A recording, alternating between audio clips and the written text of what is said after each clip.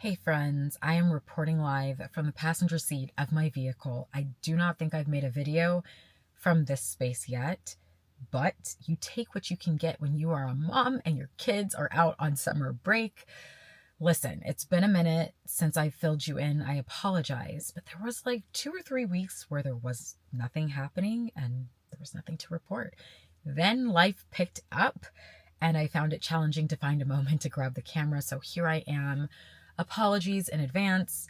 You're going to follow me around. I may start in my car. We'll end up in a storage unit. I don't know. But let me get you caught up on what is happening. Okay, so we have entered the countdown phase. We are out of here in less than 2 months.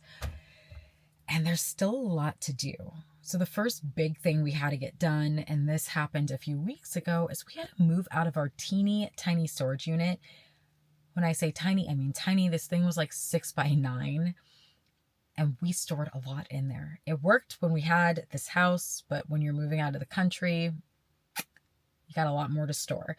So we upgraded our storage unit. We had to move. Unfortunately, the price wasn't pricing where we started in terms of the storage unit. So we had to move locations. So we had to go across town, move all of the stuff to a new storage unit, and then continue clearing out the house and bringing items to the new and bigger storage unit. This storage unit, this new one, is a 10 by 15. Michael seems to think we are going to fit everything in this 10 by 15, and I feel skeptical. We don't even have half the stuff in there, and it's already feeling full. Bless his heart, he's going to go vertical. We have height because we are on the 3rd level, so we get a little bit extra. I think we have like an extra foot up top. You'll see. What I want to say about moving to a different country is that it's not cheap. This is something I knew I was going to spend some money. I knew we weren't getting out of here not spending anything. But it stings a little, guys. It stings a little. I will tell you why it especially stings. We're selling our vehicles.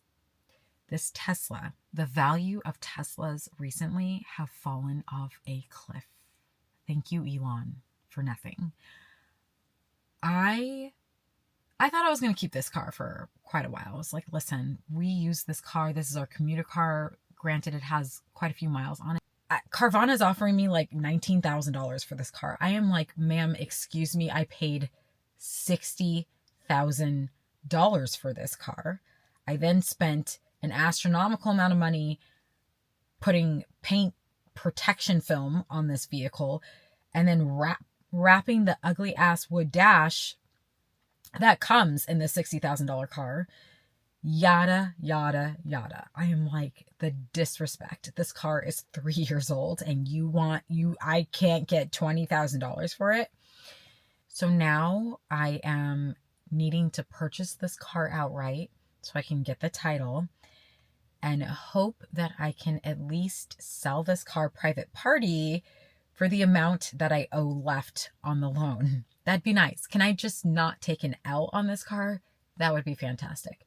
On the upside, used trucks are in massive demand still, and Mike has a pickup truck. So I'm hoping we can make some money off of that truck.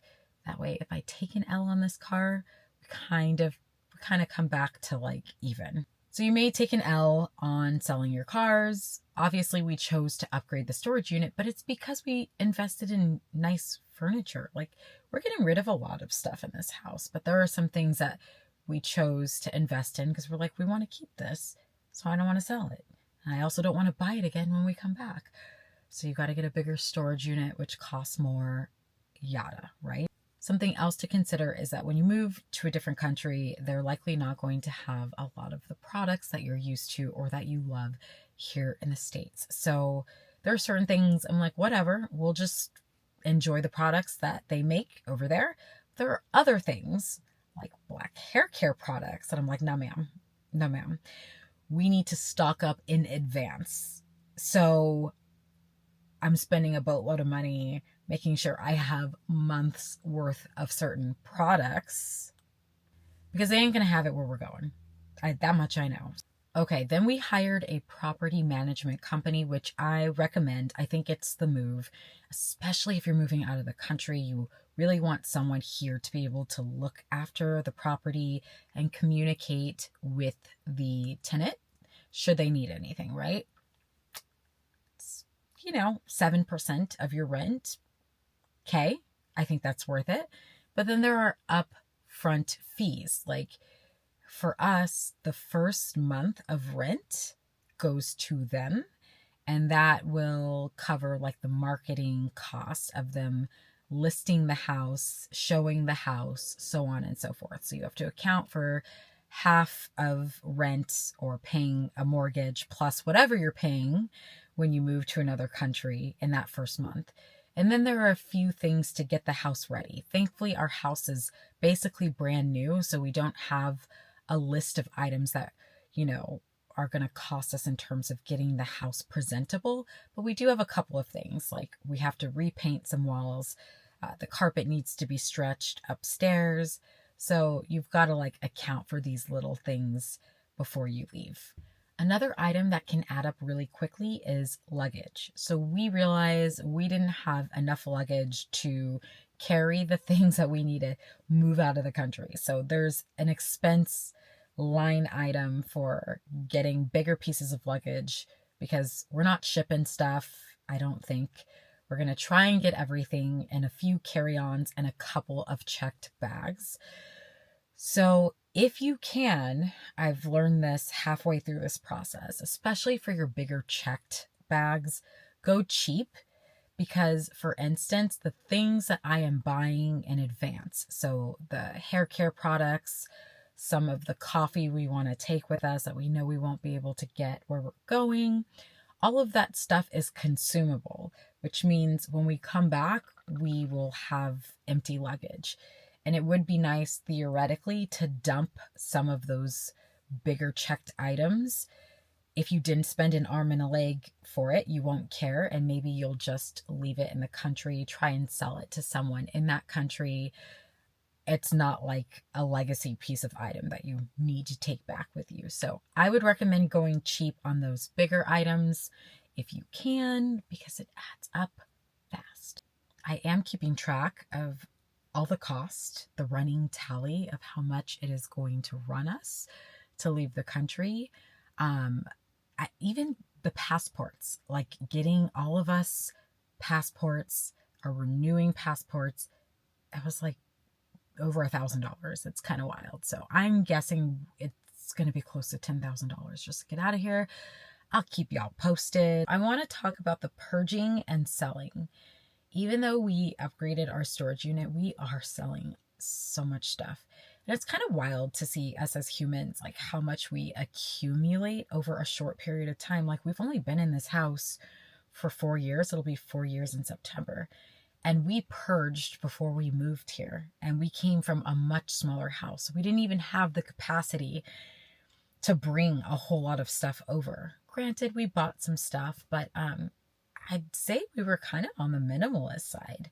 And even still, we are selling so much.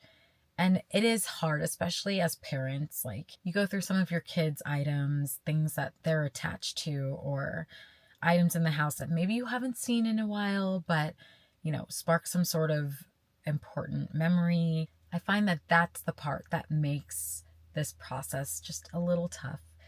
You need to do it, but like, for instance, Mike has some bikes that he is selling, and even though he hasn't been on his bikes in years, it's important to him and it represents like a really special time in his life. His dad owns a bike shop, and the two of them have had some epic men's trip where like groups of 20 guys get together and they camp and they go to Utah or they go to the Sierras. And so it's hard to part with. And some of these bikes are really nice. They're like they were custom built, whatever else. So my heart ached for him, seeing him wheel his bike up to his dad's shop to sell or list some things that have like great emotional value. That part is tough. It's also good for us. We should be purging every so often. It just clears the energetic pathway for something even greater to come in our lives. I truly do believe that. Okay, so if you're a family with littles, which you probably are, and you are excited about the thought of taking a sabbatical year or traveling abroad, you're likely wondering about education. Some of you may not know, I actually homeschooled Kai last year. He just completed the second grade, and I'm so proud of him. It was a lot of fun. There were some challenging moments for sure, but we finally found a rhythm and we learned so much about each other. And I'm excited to take, the things that I could have done better last year into this next year and just run a more efficient school year. Anywho, the good and beautiful, a couple of things I love about them. Believe it or not, they're one of the only curriculum that have like colored pages. Hello, we're teaching children. Black and white is not going to do it. Like, how boring, right? So it's full of color and the curriculum is super engaging.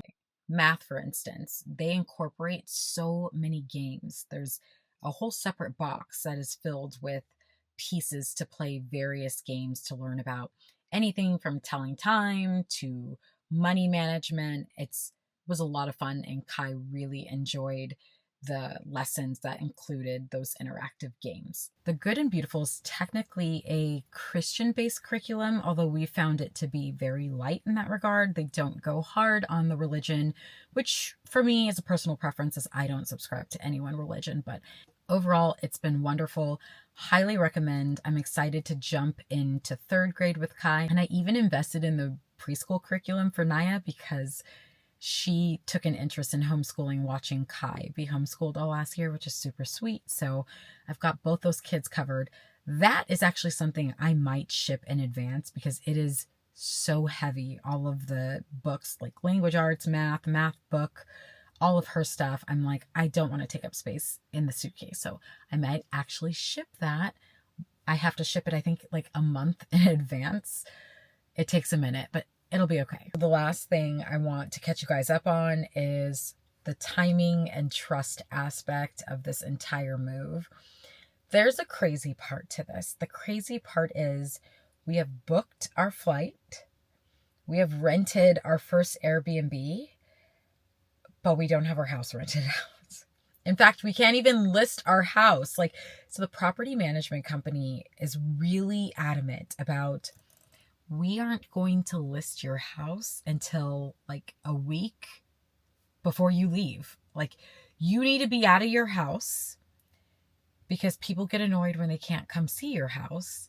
We're only going to list your house like 10 days before you're leaving the country. And I'm like, does it have to go that way?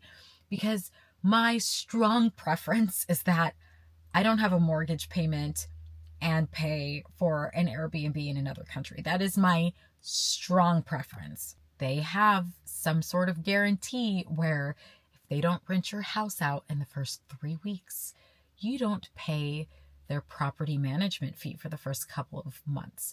Now, I'm less worried about paying the 7% property management fee as I am about paying a full mortgage. So I'm going to need them to be right. But again, the trust and the timing. I am so convicted to make this move and to have this sabbatical year. I feel so strongly about it. Our family feels so strongly about it that I am willing to risk leaving this country, not having a soul say, yes, we will care for your home. We will rent your home for a year. I have no idea. And I won't be in the country to help. Massive trust. And sometimes that's just how the cookie crumbles. I'll keep you guys posted. It's a little scary, but listen, this house is beautiful. It's basically a brand new home. I do not see why one family wouldn't enjoy spending time here. And the summertime is a great time to list houses, as a lot of people move in the summer. So really trust in this. I'll keep you guys posted. Expect more regular content, especially as we get closer to takeoff. I'm excited to take you guys along and just experience this whole new country alongside you. Looking forward to seeing you soon.